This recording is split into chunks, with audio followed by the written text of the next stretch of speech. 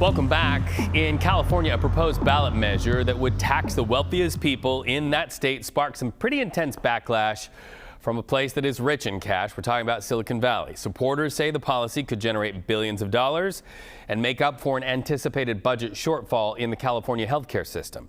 However, big tech leaders and billionaires slam the proposal, arguing it will drive entrepreneurs to just leave California. So let's talk about it live to CBS News senior business and technology correspondent Jo Ling Kent. Okay, Jo Ling, they're not getting into our pockets, but is it as easy as this to summarize that this is about taxing the rich in Silicon Valley?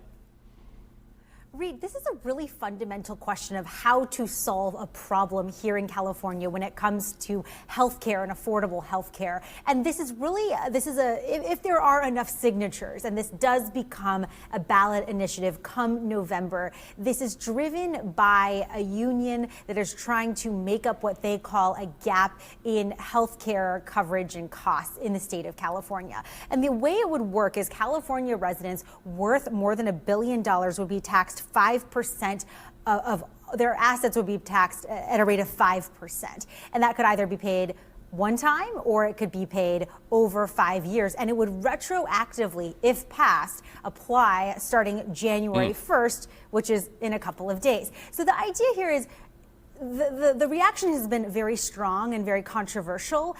If this goes through, the question among the analysts and the experts and the sources I've been talking to, is it worth it to do this, to have billionaires who may or may not actually leave the state of California?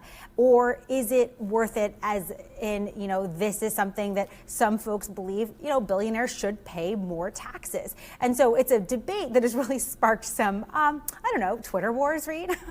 Right. And it's fascinating to me. We're not just talking about the Zuckerbergs and some of the other big luminaries in tech. If they leave the state of California, they have to take that very important workforce with them, people who are not anywhere near the millionaire or billionaire category. But we also know you're tracking some reaction from lawmakers. Democrat Representative Jo Kent of California embraced the idea on social media. How are others responding to this? Yes, Representative Jo Kent, who is obviously very active when it comes to tech regulation in Washington and is very much, plugged into all of this. He had an interesting reaction. He said, it's a matter of values. We believe billionaires can pay a modest wealth tax so working class Californians have the Medicaid your party cut, talking about the opposite party. And he is responding and saying, Texas, for example, ranks near last in healthcare education funding and worker protections.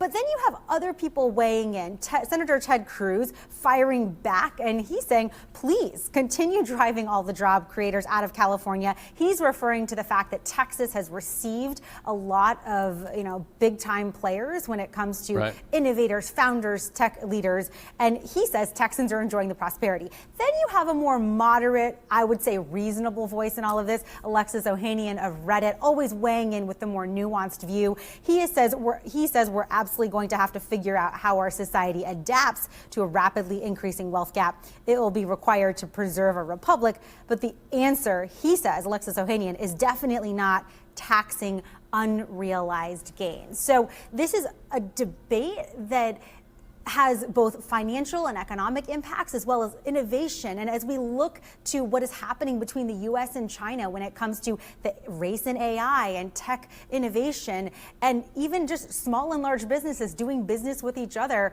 where does this put California and the state of the United States, for example, vis-a-vis China and other competitors economically around the world? So this may seem like a potential ballot initiative here in the state of California, but the debate it stirred up signals that it means so much more, Reed. It does, and we're starting to hear from people in Texas about it. I anchor a local broadcast originating out of San Francisco. And when I talk about the tech sector, when I talk about school closings and education, when I talk about our Bay Area rapid transit system, there's one word that keeps coming up, and it's deficit.